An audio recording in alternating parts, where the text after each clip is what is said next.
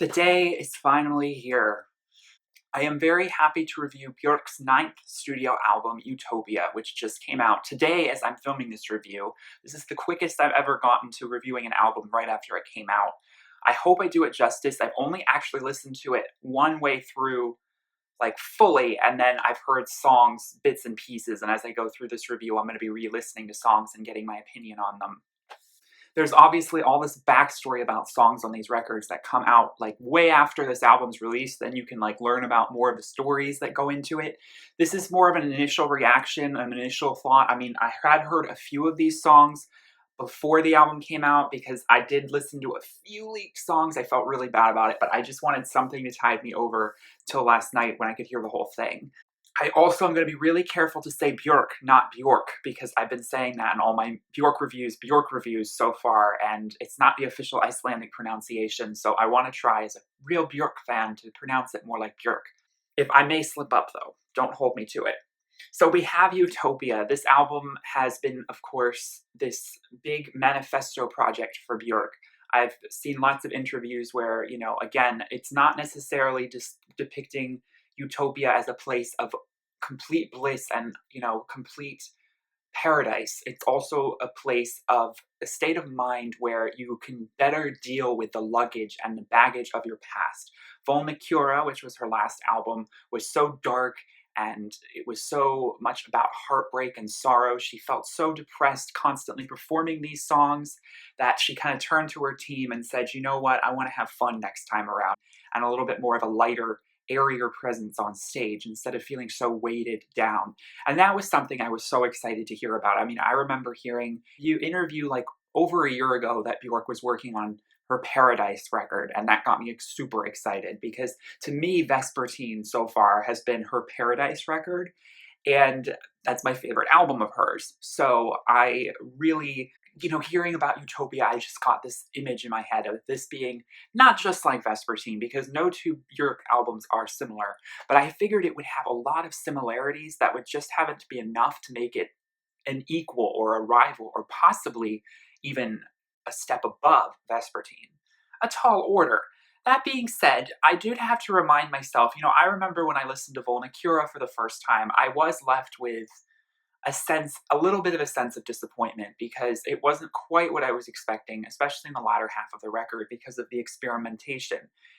The lack of melody, if you look at my channel, I love melody. I am all about melody. That's like the biggest thing my ear always comes to, even above lyrics, is it's just, what is the melody like? What is the sound like in the production? Björk has kind of made it a staple of hers to try and deviate from that to some extent. In fact, it almost becomes a predictability that her songs are going to follow a certain kind of cadence and a certain structure that is almost anti-melody. Because your ear never knows where the next note's going to go. And it always kind of it catches you off guard because there's songs where you can almost complete the melody in your head because it's a little bit familiar in structure, even though it's different note arrangements. Well, you don't get much of that on this record, and you also don't get much of that on a lot of her previous albums. Her more melodic albums, which were her first four albums, yeah, there was something special about that. Now, I'm not one of those fans who wants her to make pop music. I'm just saying that there was something about the melody on Vespertine that will always draw me back to it. There's songs that can get stuck in your head because they're so melodically beautiful, not to mention the production is just immaculate. The production is amazing on this album, but it's a little bit trickier to sink your teeth into. And of course, on first listen, I knew that I was going to be a little bit like, what am I even going to say? Like, I don't know how to collect my thoughts on this. My mind is blown for better or for worse. This album is, in some ways, everything I was expecting, and in some ways, everything I was not expecting. It's a very varied album. The sounds go all over the place. Yes, there is predominantly a lot of flutes. She incorporated an Icelandic flute choir of women that you can hear throughout so many of the songs. There's a lot of bird song recordings, a lot of them from Venezuela, which Arca, her producer, is from, and also from her native country of Iceland. Some of them are very peculiar bird calls that wouldn't be just typical birds that you'd hear in the forest anywhere else, which makes it a lot more rich. I do think the bird sounds were so necessary to this record, and I almost wish there was more of them, but at the same time, they're sprinkled throughout almost every single song that it really ties everything together. This album does flow like a story. The songs are all a lot longer. Most of the songs average out to be about 5.5 minutes long. So, and we have one song that's 9 minutes long, a la like Black Lake, which was like a long, drawn out opus, which did not feel like it overstayed its welcome at all. I'll get to Body Memory and what I think about that song's length in a minute. But I just kind of am trying to summarize before I dive right into each song track by track. We do have the staple Arca beat. Now, I didn't know, listening to Volnicura, if Arca had just sort of like one kind of go-to production style. After listening to this album, I must admit, and I'm not entirely sure if I'm a little disappointed by this, but I feel like Arca has a bit of a distinct beat style that, I might find a little bit repetitive. I do think, if there was a teeny bit more variety, it could have helped sonically enrich some of these melodies. But at the same time, there, may be that backbone that's very similar in all of these songs, but then on top of that, there's all of these different synthesizers. There's all of these different sounds. I don't know how to describe it. Either they're natural sounds or electronic sounds. And it does get very discordant at times, which I was expecting. But I don't find the discordance to be too off-putting most of the time. If anything, my one complaint is that sometimes the flute work, the flautists get a little bit discordant. And that was not something I was expecting, because I thought that the flutes would be a little bit more melodically based. And that's not so much the case. A lot of the flutes sort of mirror sort of Arca's discordant beat structure, which is obviously not about melody, but it's a little bit more about rhythm, but it's also a rhythm that's not necessarily syncopated. It's offbeat. Everything is not on tempo, it's off tempo. It's not something that flows like a traditional pop song would with, that beat carrying it. There are a few moments where that happens on this record, and I must admit it's a nice sort of break of levity where you can sort of release a little because you feel like you can sort of it just feels like the song maybe moves in a nicer direction. That's not to say, though, that the discordant beats are necessarily a bad thing. To each his own. Some people are really not going to like it, especially people who really liked more of Björk's earlier work. I'm still slipping up on it. No, that's not necessarily me. I find myself somewhere a little bit in the middle. I'm not going to necessarily go head over heels for Arca's production, but I appreciate how unique and different it is from everything else. And I do think that they're a really worthy pairing together. Now, I've already talked about the album cover. I love it. I do not think it is ugly in the slightest. I think it sort of references sort of these more kind of elaborate like toucans and birds of paradise that you can see in some of these tropical countries. Her eyes sort of mimic that, what you'd see like of a bird or an animal. And she even has this very cute little fledgling bird nestled in her like shoulder, which is just a little bit off like natural, and it's just a little surreal. That's perfect. And of course the flute, she's got the holes in her throat to symbolize the windpipe, which is a symbolic character of this album. And I love the color schemes. It's these soft pastel greens, much like the one I'm wearing today, and these peachy oranges and pinks, and then also some really, really neon blue colors as well, kind of thrown in like the wig that she's wearing. The first track on this album is Arisen My Senses, or how she pronounces it on the song, Arisen My Senses. I'll be honest, when I first saw the song title, I didn't think it made any sense in English. Arisen My Senses doesn't really make much sense in English. It's sort of something you should see, arisen, comma, my senses, because it's two things put together. But it doesn't need to make sense. It does not. This is Björk. I think it's a beautiful title for a song, especially to open it. And I was really intrigued. I always think Björk finds really interesting ways to open her albums. We do start out with sort of this silent sort of bird song in the very distant background. You can hear a buildup of electronics. And then it just dives right in. I remember I was very shocked. I was like, oh gosh, we're going right there this second. I thought it was going to be a little bit more of a crescendo, a little bit more of a slow assemblage of layers of flutes and electronics. It did catch me off guard. I think initially my reaction to it diving so harshly into these very discordant, like percussive synthesizer beats was a little bit off-putting, because automatically we knew the melody was going to be as offbeat as you could imagine.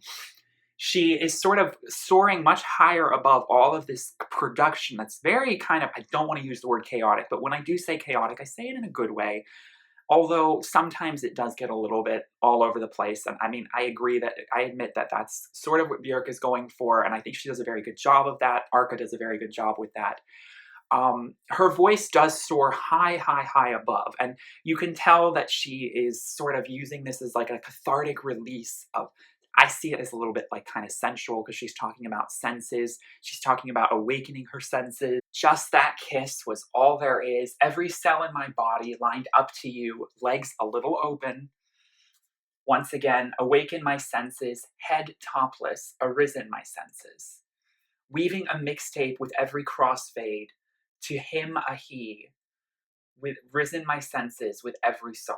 It follows a little bit of the aesthetic of Vespertine because it does follow that sort of I'm opened up now to love, and it also mirrors the symbology of the gate because it's talking about like this newfound receptivity to love and to be touched again in a pleasurable way. This song is very powerful, and it's not the sort of softer sort of Vespertine like sound that we got when she was dealing with this with songs like Cocoon, for example. This is sort of the complete opposite because it's more extroverted in its presentation, which again, I was not necessarily expecting. I do like that the harp is woven into the rest of this song. The structure of it kind of weaves in and out. And I do think that that is really important. I love the harp. It's one of my favorite instruments, and I love Björk when she uses the harp. And I do like that there are some breaks where things kind of tone down and you just hear the harp sort of weaving the melody, sort of kind of echoing and cross weaving throughout the rest of the song's structure. The second song, Blissing Me, we've already heard. It was the second single released. I've already reviewed this song, so I won't spend too much time talking about it, but you can look at my review of this song. I'll link it in the description. Again, this is complete Vespertine. This song, Aurora from Vespertine, definitely comes to mind. The melody is a lot more strong, and I do appreciate that. I did mention that I maybe feel like the melody gets a little repetitive. That's something that Björk tends to do. She kind of sticks to one cadence and then kind of repeats it over and over and over and just substitutes different lyrics each time, which is fine. It works most of the time, but this song isn't too long that it feels too drawn out. There is a lot of different percussive background stuff. Like I said, the harp, though, keeps the structure of this a lot softer and a lot more intimate. She definitely feels very close to the microphone, very close to the body of the listener, compared to Arise in My Senses, where it's sort of this explosive sound that is all encompassing all around you, and it feels at once distant and at once close at the same time. We segue beautifully into the gate as we have those Venezuelan bird calls, which are very peculiar. Like I said, I didn't even think they were made by animals. I thought they were like some sort of strange robotic sound. And we have the gate, which I have also reviewed. I actually really, really love this song. This song has grown on me with repeated listens so much. I think that it really stands out now from the rest of the album sonically, and it's in a way, it always makes me kind of wish that maybe some of the other songs were a little bit more experimental like The Gate was. I just think at this point we definitely need that spaced out, lot more subtle kind of production. There's none of that, dark brooding beat in the background. It's more just like synthesizers lightly dancing in the background, and then her vocals being layered and swept around and doing all these cool things. It's this sonic dance that just feels so enlivening and beautiful and mysterious. And I love that whale sound synthesizer in the background because it just there's something so there's something so tragic about it, but yet at the same time so warm. It's kind of hard to describe, but it is a very warm feeling song. It mirrors the aesthetic that she was going for with that.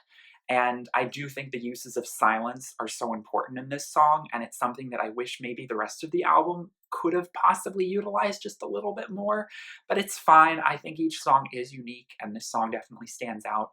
We then segue into Utopia, the title track. I was extremely excited to hear this song because this song I knew was going to kind of embody that paradise-like sort of aesthetic of finding utopia, and the song does deal with that. It's very flute driven, and also the bird calls. It doesn't actually have a ton of lyrics. The first part of the song is just flautists sort of riffing back and forth, and these beautiful bird calls sort of being used as sort of a kind of a beat or a tempo or a metronome, which is, I think, a really clever way to kind of carry this song. Again, like A Rise in My Senses, she soars very high with the vocals, very high vocal range in these songs, which is beautiful. It's her voice is so rich and clear, and she does do a lot more higher sounding vocal acrobatics. Bird species never seen or heard before. The first flute from the first fauna. Utopia isn't elsewhere. Utopia is here. That's sort of the embodiment of this song. My instinct has been shouting at me for years, saying, let's get out of here. Toxic tumor bulging under the earth here. Need to purify the air here. She does deliver these lyrics in a little bit of a less melodic sort of approach, which I must admit was at first a little disconcerting. I wasn't quite expecting that. I thought that this song was again going to start a lot more softly. The flutes, I mean, are used in a very intense way, which is hard to think of flutes as being intense. But these flutes, like I said, they sort of stand in for Arca's percussive beats where they you can hear those sharper notes really clear, really loud on a certain rhythm, and they don't really want to adhere to any kind of melodic structure besides being just pleasant enough to not be complete chaos. It does flirt in that line though of maybe sounding a little out of tune and then on tune again and out of tune and on tune. It's just something that you have to come to expect. I think with repeated listens, this song will sink in and digest better. I just think at first, maybe my expectations were again too Vespertine like. I was expecting something maybe a little bit more like Undo from her Vespertine, where it had this beautiful soaring melody with the choir in the background, which isn't necessarily here. I mean, she does sing Utopia in this sort of euphoric cadence upward, which is so beautiful and memorable, but the rest of the melody is not memorable, and you kind of have to hear it a lot before it starts to sink in and become a little bit more, I don't want to say listenable, because I do think the soundscape is gorgeous. I just think that the melody, like I said, I have an ear for melody. I do love Björk, but I knew that that was going to be something I was going to have to sacrifice because I do think that on every other level she excels. And these songs are not meant to be instantly gratifying. They're meant to challenge you. They're meant to make you listen more and eventually fall in love with them. And I'm sure most of these songs, that's how it's going to be. Okay, so then we come to the opus, the 9-minute song, Body Memory. This is like Black Lake. It's a bit of a journey with a repeated mantra-like verse style. It's a lot darker and brooding, as you would expect for maybe something a little bit more like Black Lake, and it's a lot more mysterious, which I do enjoy. This song is much more brooding and ominous. There's a very hymn-like structure to the way she delivers this, and she does bring in a backing choir to sort of elevate and kind of create more atmosphere. You could tell that she was really inspired by just walking around her native country of Iceland. You can actually hear bird calls, but these sound to me, I think these are more of the bird calls that she recorded in her home country. You can hear sort of like crows, and you can hear some more like kind of traditional seagull-like sounds, which are a little bit more familiar to kind of people who don't live in the rainforest.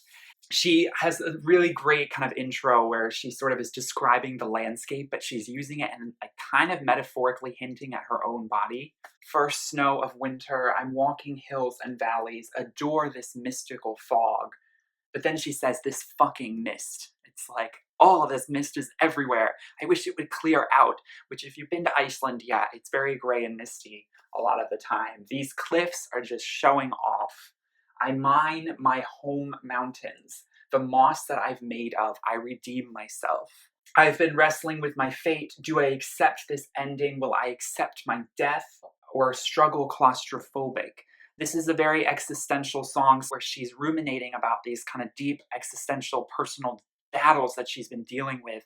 Do I let myself flower and bloom, or do I shut myself down? Do I allow my body to grow again, or do I continually hurt myself emotionally? And that sort of one redeeming factor is the body memory kicks in, and she's sort of reminded that she can trust in herself and her body, and everything will kind of work out for the future a lot more kind of naturally.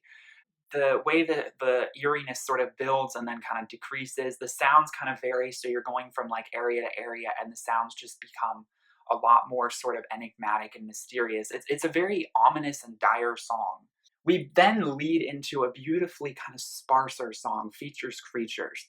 At first listen, I thought it was probably one of the most bizarre songs on the record because it just The backing kind of vocal, but it's not really a vocal, it's like a vocal that's made to sound like a wind instrument, is so ominous and strange and eerie. It has a little bit of an alien feel to it, but it's really needed again because Body Memory was so, this brooding, continual kind of journey, and then this song is much more airy and sort of in the moment, just surrounded by these sort of more shimmery sounds, and she's describing things about someone she could see, a stranger that reminds her of someone she fell in love with.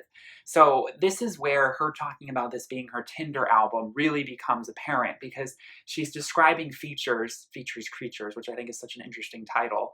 When I see someone the same height as you, I'm reminded of him. When I see someone with the same accent as yours, I'm reminded of this person, and I'm literally 5 minutes away from love. And I can have really, I mean, we all can relate that there are certain traits and characteristics that, although we might like this person, we start to have our own preferences and we start to sort of assemble. And she sort of talks about sort of wanting to assemble these features to create the perfect lover. Dating is tricky because you don't really know, like, what do I want for sure, what can I get away with not having, can the person be like this, is that okay with me, like, what I wish I could assemble the correct features. And it's really interesting to hear Björk sing about stuff like this because it seems maybe a little bit superficial. It's much more on the surface of the body. It's not talking about like the soul, or it's talking about height, it's talking about accent, it's talking about, going to a record store. But that makes her so relatable because this is stuff we all kind of deal with. We all get caught up in these sort of things, these superficial features. Then the song goes into courtship. Courtship is a lot more percussive with the flutes, a la Utopia. I do think that for the bulk of this song, it definitely probably strays the furthest from having sort of any recognizable melodic structure. And for me, that makes it very difficult for me to for this song to be very memorable, or for me to necessarily want to listen to it a whole lot on its own. I think it's one of those songs where I will only really listen to it in the scope of the whole album. However, towards the end of the song, things do become a lot more cinematic. She sort of strips everything back, and the flutes become so much more hushed and refined, which is something I really find a lot more appealing and what I kind of expected to see more of on this album.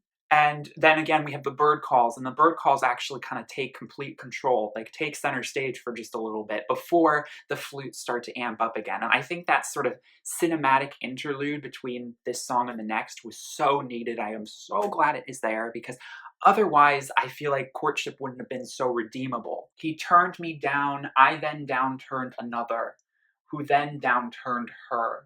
The paralyzing juice of rejection, his veins full of lead. He's left with loving what he lost more than what he has. This brilliantly summarizes online dating. Swiping left or swiping right. We all are kind of chasing someone who's chasing someone else, who's chasing someone else. No one's ever the person we're in love with, is never the one who's rebelled back with us. It starts to feel like this just paralyzing game of back and forth that doesn't actually go anywhere. She speaks of the ghosts of old love hovering around his orifices, which is a very vaguely sexual, but also very spiritual at the same time. Björk always beautifully kind of crosses that line, where she could be singing about the mouth, and when she kisses this man, she's reminded of her past loves, or she could be talking about other orifices. Anyway, won't go there.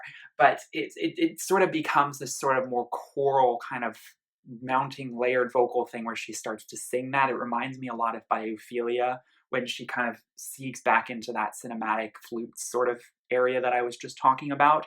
And I really, again, appreciate that because the bulk of this song is that percussive, sort of discordant flute work, which I think, again, will grow on me a little bit more now that I'm more used to it, but it wasn't necessarily what I was expecting. One of my favorite songs so far that has initially stood out to me, besides The Gate, is Loss. Why I like this song so much more above than the others. I have to admit, there is something different a little bit about this track. I do think it fits beautifully. You wouldn't really notice that it's a different producer. She has this producer Rabbit from Texas that she worked with. But this song just feels so much more cinematic and sort of sweeping. There's such a clear melody to this song, you can actually kind of semi predict where the melody is going to go, which is such a breath of fresh air from hearing the first, 8 songs on this album. It feels a lot more like a pop song, but it is still very avant garde, sort of electro industrial fusion kind of aesthetic. There's mimics of like songs like Declare Independence because of sort of the heightened drama that comes in and out. It's a very ethereal song though. She still layers a lot of her vocals on top of herself and sort of creates this swirling, sort of echoey effect. And then when the beat really does come in, it pounds really hard. There's some very vague elements of dubstep and, electronic EDM music influenced in this song, which is very different from some of Arca's more kind of sparse and very left field approach to production. It's by no means am I saying this is an accessible pop song, by no means, but it just has that special something. It feels like a journey, and also it's a very melancholic melody. We are all struggling, just doing our best. We've gone through the grinder, suffered loss, loss to which everything flows, an absence which attracts floral blooming softly. Loss of love we all have suffered, very true. How we make up for it defines who we are. It defines us how we overcome it, recover, repair from loss. The healing process, which was basically everything that she needed to go through from Volnakura, is kind of summarized beautifully in this song. Like I said before, Utopia, in her eyes, still has its baggage, its luggage. It's not this idealistic thing ultimately, because that's not possible. We still carry all that, karmic, repetitive sort of baggage behind us, and we all have to reconcile like the pain in our heart. And she still is hurt by this. I mean, this is not something that you can just repair from in a few years. She's going to have to deal with this, especially since she has children involved. Even going back into the dating game, it can bring back a lot of these emotions. It can make things almost sometimes 10 times more difficult, because if it's too soon after the relationship has fallen apart, you are so hyper vulnerable. But she's sort of singing about how she finally needed to surrender to that vulnerability instead of fight it, instead of imagine that, in this utopia I want to go to, I'm not going to feel any sort of pain, or I'm going to accept that I have suffered loss like we all have. I'm going to fully accept everything that happened. And in some ways, that's the ultimate sort of forgiveness. That's the full release of all of that toxicity, all of that negativity, all that pain. And I feel that in this song. There's sort of like a chime like production to a little bit of the melody of the production in this song as well, which gives it a little bit more of a hopeful sound compared to sort of the more dark industrial beats. But let me tell you, the beat breakdown at the very, very end of this song is intense. It is one of the coolest beat breakdowns that we have gotten. I mean, forget Crystalline and that breakdown. This is way more cool. And I think someone who wants beats will find this song actually very satisfying. And that's why I do find Lost for me is still kind of standing out. It's a longer song. It gives you a full package. It just gives you this story, it gives you the melody, it gives you the beats, it's danceable in a way. And I think that is just like so needed in the record where it is. And it's one of my favorite songs so far. I did actually listen to this song, however, before the album was released. So I've had a little bit more experience with this song, I must admit. But it was definitely something now that hearing the rest of the album still stands out for me. We then go into Sue Me. Sue Me is sort of the other really dark kind of industrial song on this record. This is directly talking about Matthew Barney. He actually tried to sue her a couple years ago for custody of their child, their daughter Isadora. Björk was like, I'm not having any of this. But she's basically surrendering and saying, I don't care what you do. As long as you don't hurt my daughter's lives, as long as you don't fuck that up.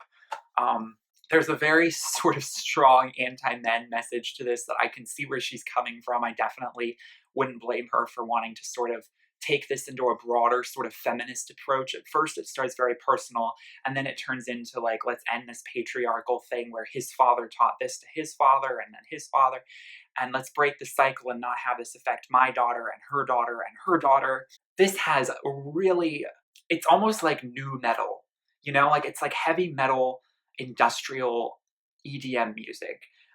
where she's using like vocal samplings and she's warbling them all up. Again, this is back to Arca. And so it's all distorted, but then it crashes down in those perfect moments. It's percussive, it's biting, it's desperate, it's forlorn, it's heavy metal. Her voice is more like wailing rather than singing, and she's really not trying to get a melody. She's just expressing this anger. Sue me, sue me, sue me. I don't care. Just like keep my daughter safe. Let this be done. Let the storm pass.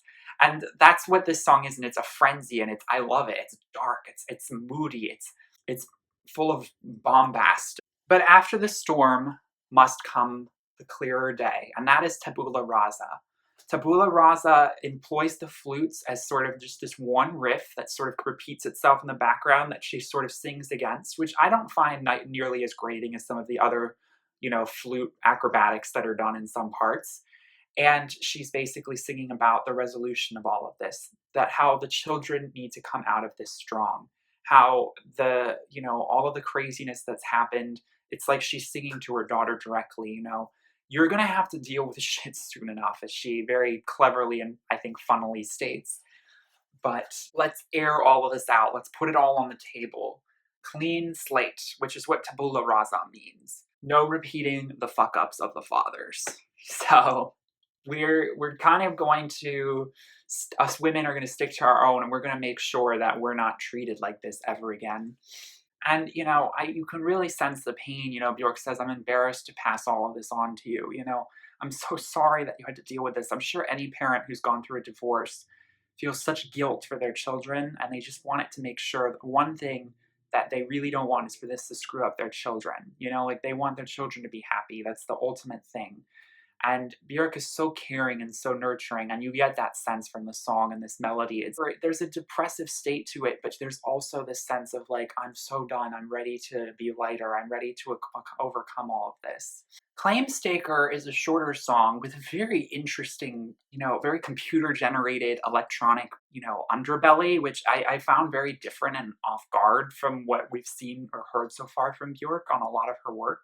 It's a kind of like a bubbly, I don't know how else to describe it, but it just sort of weaves in and out of her basically singing this sort of affirmative, I'm staking my claim to this land, I'm finding my home again, this forest is within me, this utopia is here, I'm going to embody it, I'm going to make this land figuratively, but also possibly literally, a safe place. Again, it doesn't have the most memorable melody, but then again, the song is just sort of a little bit more it's very experimental. Paradisia is the shorter track on this record. It's really just an interlude. Again, we have the flutes coming in as a full sort of orchestral body, and there's the bird call again from Utopia, which is sort of used again as a little bit of a tempo or metronome. And it just sort of sets the scene for one of the most beautiful songs on this record, Saint. I actually did hear this song before the album came out as well, just a day before. Another favorite for me on this record upon first listen, because this is another song where we have moments where the melody completely takes over. And it is the most euphoric, triumphant melody. It gives you such a beautiful feeling of hope and reformation after such a such a dark and brooding sort of past few, both these albums. There's a lot of darkness still, and I think that it was a beautiful sort of towards the end of the album song to place. The song speaks about like a Mother Teresa like figure, someone who takes in orphans and refugees, which could be alluding to a lot of the political situation we're dealing with right now. Someone who loves unconditionally. She always knows when people need stroking and is attracted to deathbeds and divorces. I dreamt she cared for my dying grandfather. She insists on total presence. She has entered me thousandfold often, and undone knots at my most awkward. Music loves too. I think she's also kind of describing music in her Saint as this music is something that's there for the disabled. It's there for the grieving. It's there, for the orphans, for the children. Music heals too, and of course, all these people we need who are like saints, who will go out of their way to help others. music has that healing power and quality, and she's celebrating that in this song. And it's the most shimmery, it's the most iridescent of songs on this record because again, when I think of Vespertine, I think more of like things like this song because it has this airiness to it that I think when I hear her talk about the song being a lot about air, I sort of get it more when I hear this. And that triumphant sort of when the beat starts to become actually a rhythm, and you know what I'm talking about when like a beat becomes a little bit more like this steady pop beat that you hear in the background. It's so needed. It's the one moment that ever happens on this record, but it really just gives you this forward driving feel. And the vocal distortion that sort of almost mimics a bird call that sort of fades out the song just again gives it this sort of like triumphant, utopian, euphoric expression of freedom and of true nature and beauty, which I think just symbolizes this whole album to begin with. It's unapologetic in its beauty. It's unapologetic in its utopian idealism. That's not necessarily something to run away from because it's too much or it's not realistic. It's something to strive for. It's something to celebrate.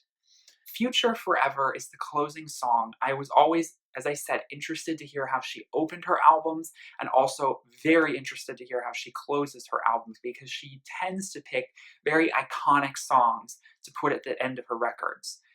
This song is definitely a beautiful, beautiful closer. It harkens back for me to All Is Full of Love and also All Neon Like. Those two songs from Homogenic sort of stood out for me. It's very sparse, sends us out with a much sparser, similar to the song like The Gate, where there's a silence and a sincerity about it because we have this very beautiful piano-like melody of this synthesizer, which sounds a bit between a cross from an organ and like something a little bit more like a celestia or a gamelan with a little bit more of a chime to it. And it just sort of beautifully forms a sonic structure that Björk can just sort of, in the most sort of hushed and sort of ethereal way, an ephemeral way, sing these gorgeous lyrics that are about true hope, about holding on to love and making a space for it to continue to grow and to build for the future. Because that is what this is about. This is about building a better place for tomorrow. She even includes the lyric, twist your head around, or it could be trust your head around. Twist your head around makes more sense from All Is Full of Love, which I think is a beautiful throwback and sort of reminder of that sort of aesthetic and being truly embodied in love and feeling it all around you. Watch me form new nests, weave a matriarchal dome, build a musical scaffolding. These are lyrics that just like sent chills down my spine because they are so beautifully poetic and describe exactly what Björk is doing with her music. And she's creating this space and this the imagery and the feeling that we all kind of could use to help feel something a little bit detached from ourselves, but at the same time, fully aware and in love with everything. This song is just oozing comfort and this sort of motherly embrace. It's songs like these that really give Björk that sort of goddess-like imagery or that feeling of her being this like Mother Earth figure who's caressing you and singing you to sleep or telling you it's all going to be okay. She says, hold not fast, but hold fort for love forever, which means make a fort or a place to keep love in you, in your heart, and in everything for eternity, because that's all we really have at the end of the day. It's a beautiful sentiment that softly ends this album. It started out really percussive and very broad and euphoric and open, and it ends in a little bit more of a, hushed, sort of more subtle way. And I think that was a beautiful way to send it out, but it's so optimistic. This album is extremely beautiful, but it's beautiful in a way that I think needs a lot of contemplation. It needs you to be sort of really, you need to analyze it a lot. You need to let it sort of challenge you and then you can like open up and embrace it. And that's definitely where Björk's music has been going for the last several years. And although, there, maybe I'll say like my expectations might have been a little bit off. Do I think this album is necessarily better than Vespertine? No, I will say that. But I was kind of thinking that was a bit of a shot in the dark because, Björk always makes her albums very distinct and different. Utopia has its own space, its own sound. It's not Vespertine, even though there are elements of it in there. I mean, even in Future Forever, you know how she has that one drawn out forever. It's so soft and it's sort of like a hiss. It's beautiful. And the softness of it reminds me of so many songs from that album. And also a little bit from Homogenic with All Neon Like, where she was sort of talking about making and opening the heart and, you know, that sort of esoteric, sort of spiritual subject matter weaving into that. So there definitely is a Björk that I recognize as a little bit more of the Björk I fell in love with initially, compared to albums like Volnicura, which only had it in some songs and not others. Overall, I think this is a brilliant effort. I think the only big thing is the fact that, I mean, yeah, there aren't as many soaring melodies that are easily accessible, but come on, what was I expecting? I feel like I should be ashamed of myself for expecting any of that. But there are actually some in there, and they are truly beautiful. Future Forever has that as well. I mean, they'll stick with you and they'll be very comforting, especially in the winter time. And there's such a warmth to this album. Like I said, it's light and airy, it's pastel colors, it's flutes, it's air, it's wind instruments, it's lighter percussions, but then it does have its darkness, it does have its luggage, it does have its sort of cathartic release of that, which is very integral to this whole process. And so overall, I give this very high ratings. I mean, if I had to rate it out of 5 stars, I know I'm a very strong Björk fan, but I would definitely give it 4 stars. It hits all the right cylinders for me in terms of just that beautiful experimentation and esoteric sort of approach to her music that I always find myself attracted to Björk for. So let me know in the comments what you thought of this record, what songs really stood out for you, maybe what songs were surprising, they weren't what you expected, because there was definitely a lot of that for me. I didn't really have any clue when I started the song what it was going to sound like, because I was just like, this could sound like anything. And that's what's so exciting. It's such a relief from the repetitive pop hooks we hear over and over and over again. I do listen to a lot of pop music, and Björk kind of stands out a little bit because she's not alternative, she's not rock, she's not pop, she's not dance, she's not even full-on EDM. She's just her own thing. And so is Arca, and he is definitely a force to be reckoned with them as a team, to be sure. And I think he definitely is a lot stronger on this record than he was on Volnicura. But you can tell they worked a lot harder together on that. So that is my review. I hope you enjoyed it. I hope I did it justice. And I definitely think this is one of the better albums she's released in the last 10 years, for sure.